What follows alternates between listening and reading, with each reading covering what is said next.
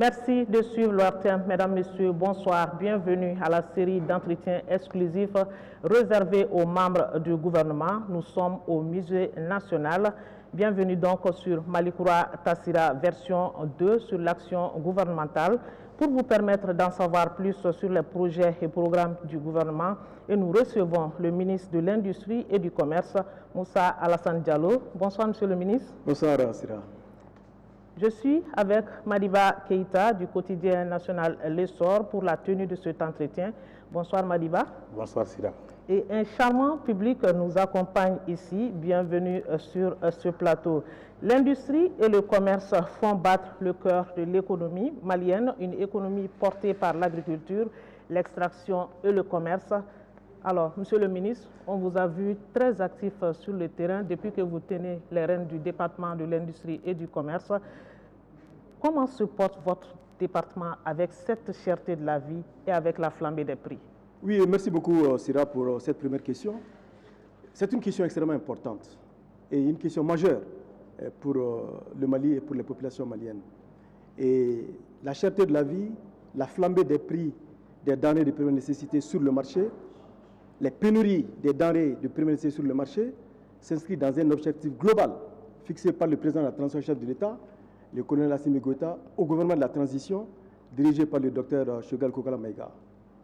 Cet objectif, c'est de mettre les préoccupations des populations au cœur de l'action gouvernementale. Et à ce titre, toutes les questions relatives à la pénurie, à la flambée des prix des denrées de première nécessité est une priorité pour le gouvernement et pour le ministère de l'Industrie et du Commerce.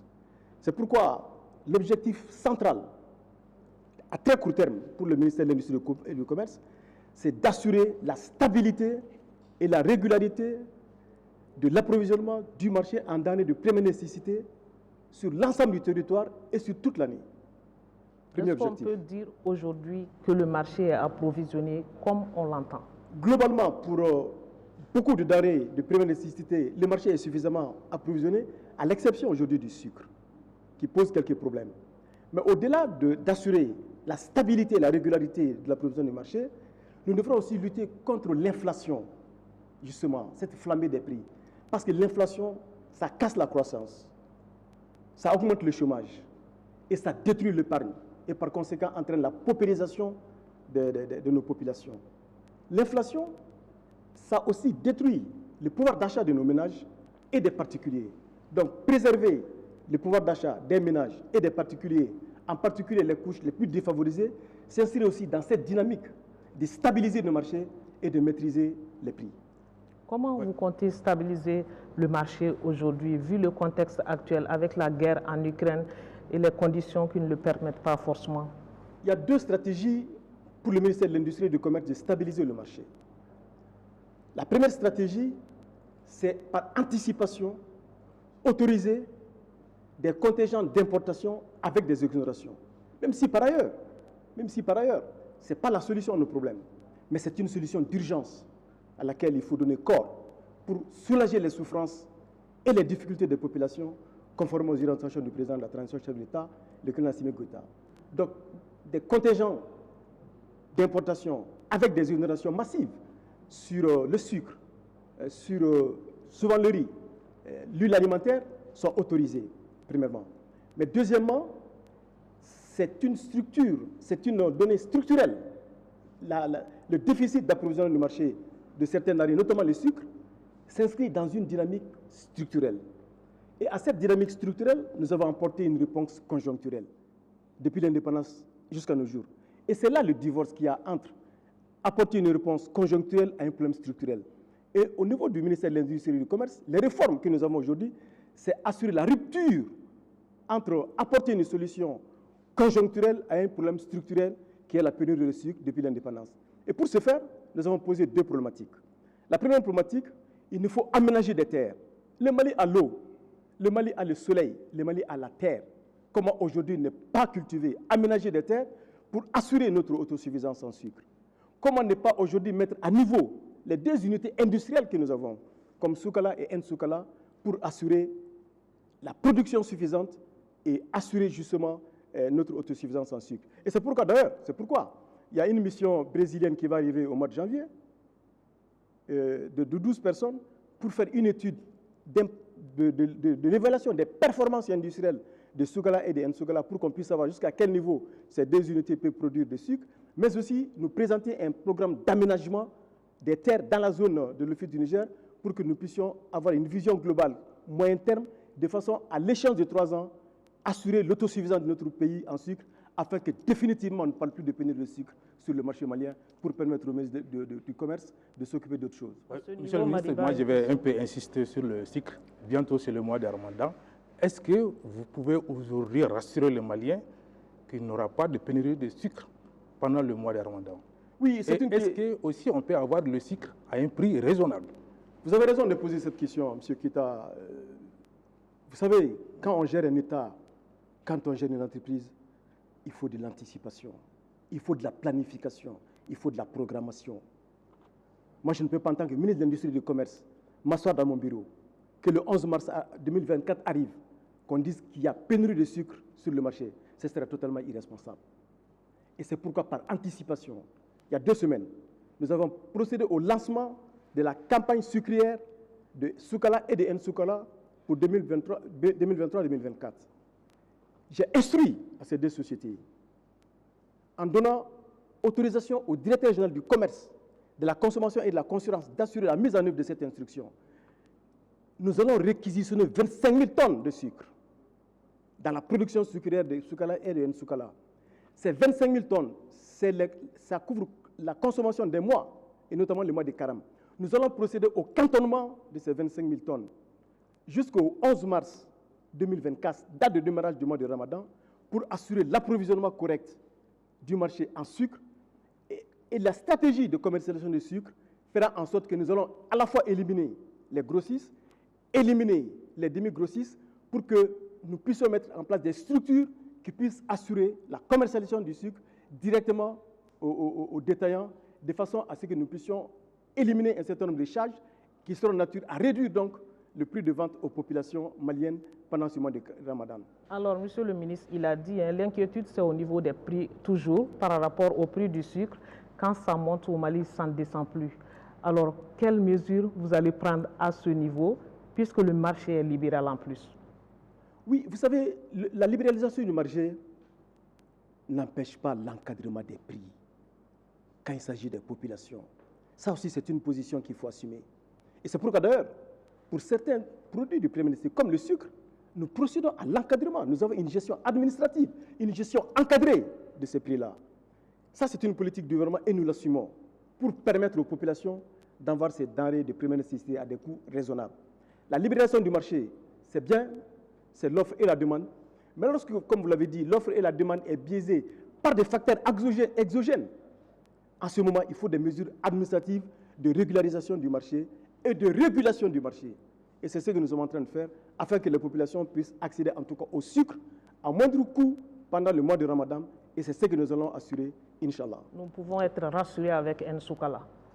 Avec Soukala et N'Soukala, avec 100 000 tonnes de prévision de production, avec le démarrage de la campagne, avec notre ambition affichée, notre détermination, notre motivation, notre engagement de faire en sorte qu'on ne parlera pas de pénurie de sucre pendant le mois de Ramadan 2024. C'est rassurant tout de même. Alors, nous en venons aux réformes engagées au niveau des secteurs de l'industrie et du commerce. La priorité est donnée à la relance des activités industrielles avec la remise en activité des unités industrielles ou en cessation d'activité. Nous sommes à quel stade actuellement? Oui, mais ça, c'est une question extrêmement importante. Parce qu'en vérité, je voudrais dire quelque chose d'extrêmement important. Extrêmement important. Le développement durable et inclusif du Mali se fera avec l'industrie ou ne se fera pas. La promotion et le développement du secteur industriel n'est pas une urgence, c'est une exigence pour un développement économique. Le développement endogène, autrement dit, la capacité pour nous-mêmes d'assurer la production de nos biens de consommation, la capacité d'assurer nos produits d'équipement, la capacité pour nous d'assurer nos biens de service, c'est en cela que toutes les réformes que nous sommes en train d'engager s'inscrivent.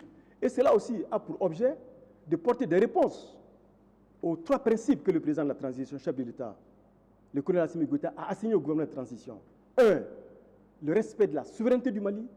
2, le respect des choix stratégiques et des choix des partenaires du Mali.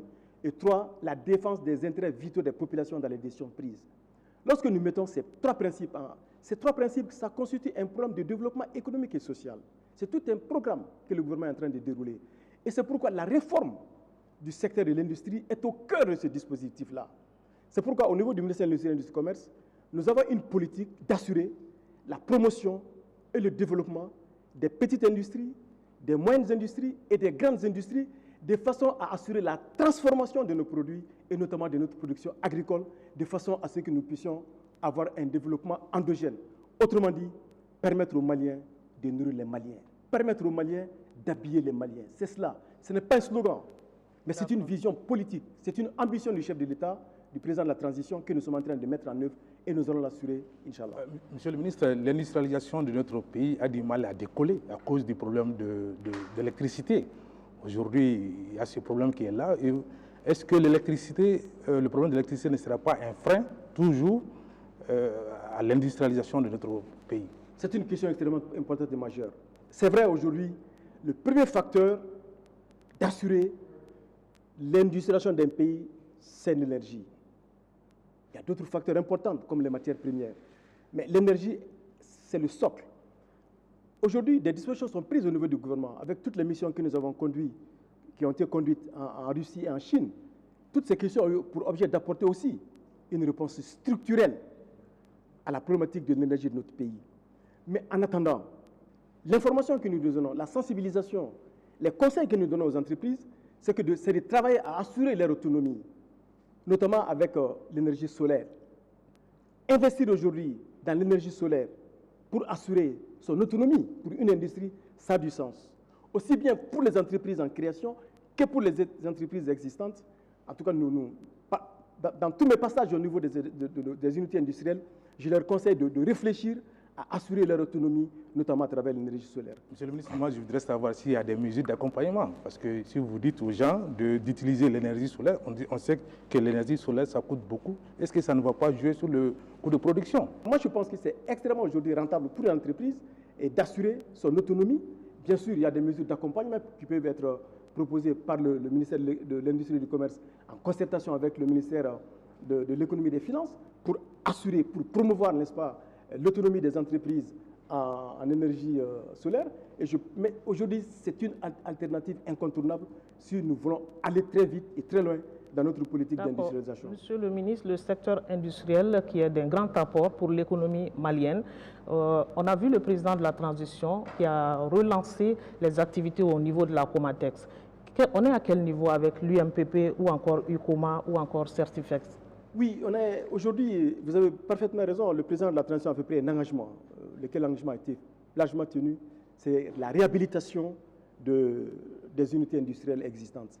Et cette réhabilitation des unités industrielles s'inscrit aussi dans la vision et dans l'ambition du président de la transition chef de l'État, le colonel Assimi Goïta, d'assurer notre souveraineté. Lorsqu'on parle du respect de la souveraineté du Mali, la souveraineté du Mali, elle est économique, elle est diplomatique, elle est sécuritaire. Donc le volet économique, c'est aujourd'hui réhabiliter la Comatex et réhabiliter l'UMPP pour que le Mali ait la capacité de transformer son coton à partir de la Comatex, pour que le Mali ait cette capacité d'habiller les Maliens.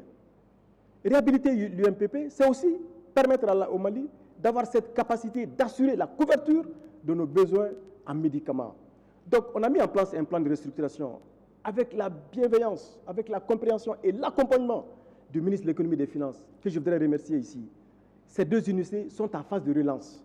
La relance a commencé depuis le mois de juin et nous sommes en train de mettre en place les fondamentaux pour assurer une relance durable en termes d'organisation, en termes de gestion, mais aussi en termes de planification. Et aujourd'hui, pour ces deux unités, Comatex et UMPP, nous sommes en train de préparer un plan de développement à moyen terme. Dans les 5 années à venir, quelles vont être les prévisions de production de ces deux unités, quels vont être les moyens financiers qu'il faut mettre en place pour assurer la mise en œuvre de ce programme. Et aussi, c'est extrêmement important, parce que j'ai constaté quelque chose à la Comatex et à UMPP, quelque chose de très important Aujourd'hui, nous sommes dans une transition générationnelle. Tous les anciens cadres de la Comatex et de l'UMPP sont en train d'aller à la retraite. Donc cette transition générationnelle est aussi un défi auquel il nous faut apporter une réponse en trouvant des compétences qu'il faut. Parce que le développement d'une entreprise, c'est prioritairement le capital humain. Tout à fait. Alors, dans le cadre du commerce, on a noté au moins 6 arrêtés ministériels et interministériels relatifs, entre autres, au prix de certaines marchandises et à la suspension de l'importation de la farine de blé. Pourquoi la suspension de l'importation de la farine de blé? Vous visez quel objectif à travers cela? Oui, ça c'est important. L'interdiction d'importation de la farine s'inscrit dans une vision qui résulte d'une évaluation. Notre économie est minée par la fraude et par la concurrence déloyale. Nos frontières sont poreuses. Nous ne pouvons pas encourager les Maliens à investir des milliards dans l'industrie et voir ces industries mourir. Ce sera totalement irresponsable. Nous ne pouvons pas assumer cela. Quoi qu'il arrive, je dis bien, quoi qu'il arrive, et quel que soit le prix à payer, nous payerons ces prix, nous prendrons ces décisions-là pour protéger les unités industrielles existantes. Les décisions, les arrêtés interministériels d'interdiction, d'importation de la farine de blé s'inscrivent dans ce cadre-là. La lutte contre la fraude et la concurrence déloyale, qui est en train de tuer nos unités industrielles, ça ne peut pas se passer comme ça, ce n'est pas possible. Mais aussi à l'intérieur, nous avons redynamisé au niveau de la direction générale du commerce, de la consommation et de la concurrence, toutes les brigades de contrôle et de surveillance qui ont été renforcées et qui vont être renforcées dans les prochains jours. Vous avez senti un effet déjà? Mais bien sûr, parce que nous sommes en contact avec toutes ces industries-là. Quand on voit aujourd'hui, quand j'ai fait la visite de ces unités, il y avait des unités qui étaient à 6 mois de production de stock dans leurs magasins.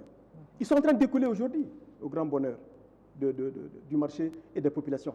Mais il y a une contrepartie aussi que j'ai dit à ces unités, il faut que je vous le dise. Je suis prêt à prendre toutes les mesures réglementaires et administratives pour protéger les industries. Mais la contrepartie, il faut que les industries produisent des produits de qualité et de bonne qualité et à des prix abordables pour les populations. Monsieur le ministre, vous avez évoqué la Comatex, l'UMPP, mais on parle très peu de l'ICOMA de Kolikoro. Est-ce que ce problème est aujourd'hui une préoccupation du gouvernement? Oui, bien sûr. La relance et la réhabilitation de l'ICOMA est une préoccupation pour le gouvernement. Tout simplement parce que c'est une recommandation des Assises nationales de la refondation. Et en tant que recommandation des Assises nationales de refondation, le gouvernement a une obligation d'assurer la mise en œuvre de cette recommandation. Et le sincère est là pour surveiller, qui fait un travail extrêmement important. Le sincère fait un travail de très grande qualité en termes de suivi de ces recommandations-là. Donc, mais la problématique de ICOMA est plus complexe que celle de UMPP et de la Comatex. Parce que ICOMA est une structure privée, 100% privée. Donc, lorsque l'État intervient pour réhabiliter une structure, une unité industrielle 100% privée, l'État ne peut pas intervenir sans une articulation, sans une collaboration, sans un partenariat avec l'actionnaire majoritaire. Et c'est pourquoi j'ai sollicité et obtenu du président directeur général de ICOMA que nous puissions faire une visite sur le terrain. Cela a été fait. Cette visite nous a permis d'assurer aujourd'hui, d'évaluer l'état de l'usine. Et sur la base de ça, nous sommes en train de préparer des termes de référence pour deux choses. Premièrement, des termes de référence pour assurer même l'évaluation industrielle de l'hôtel. Quel est aujourd'hui l'état même de l'usine? Les termes de référence sont en cours, c'est presque prêt. Et deuxièmement, comment restructurer le capital de ICOMA, les termes de référence d'une deuxième étude, pour qu'on puisse ouvrir le capital de ICOMA avec l'accord de l'actionnaire majoritaire, de façon à ce qu'on puisse faire venir d'autres actionnaires. Ça peut être l'État, ça peut être la CMDT, ça peut être d'autres privés, pour que nous puissions intervenir ensemble dans une action concertée pour réhabiliter et assurer le redémarrage des ICOMA. Monsieur le ministre, on vous sait très actif sur le terrain. On vous a vu faire beaucoup de visites de terrain avec des unités de production, de filature, etc. Avec ces unités, que comptez-vous faire concrètement? Vous savez, aujourd'hui, nous sommes dans une démarche de développement endogène. Vous savez, le Mali a connu le programme d'ajustement structurel. La première conséquence du programme d'ajustement structurel qui a été mené depuis les années 80-90, c'est de faire du Mali une zone de consommation.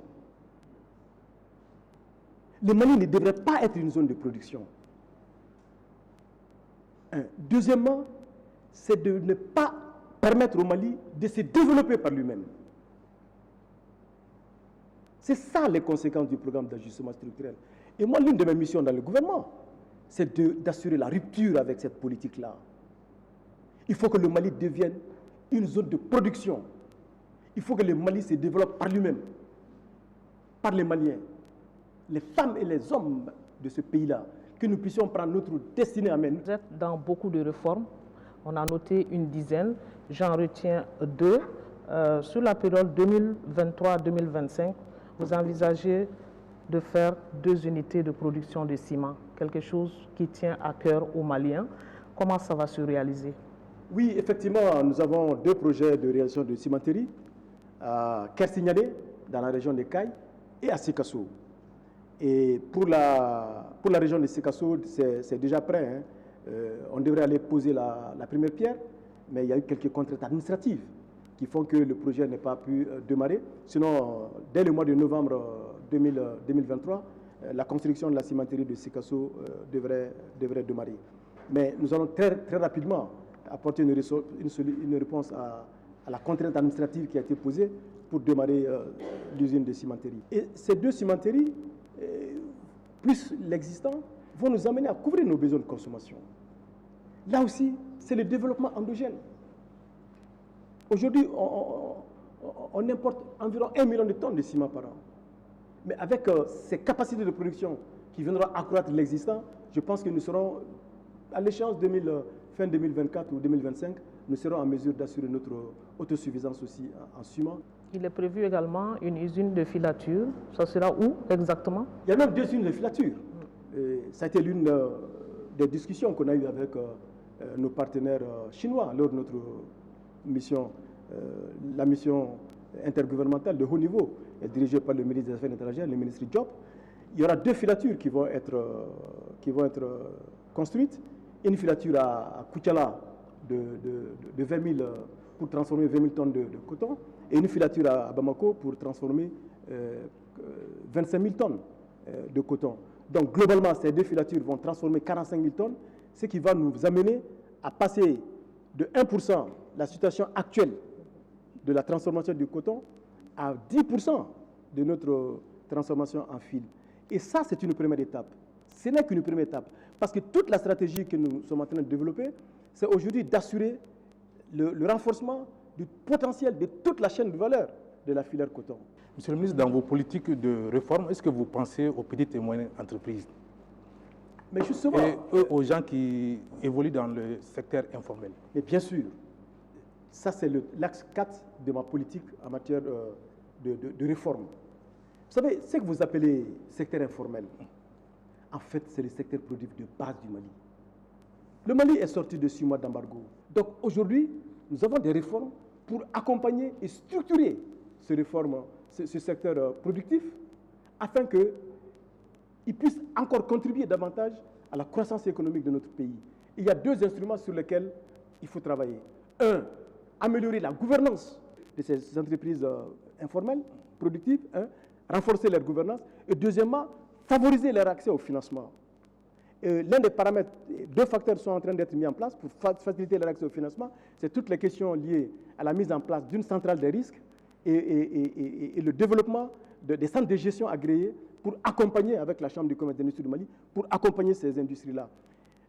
L'évolution normale de ces unités et de ces PME, c'est de leur permettre de passer de l'informel au formel avec la structuration et l'accompagnement qu'il faut. Et puis, par le temps, Oui. Avant la dernière question, j'aimerais savoir par rapport à l'organisation des zones industrielles qui vous tiennent à cœur aussi, comment ça va se passer? Comment vous comptez organiser les zones industrielles?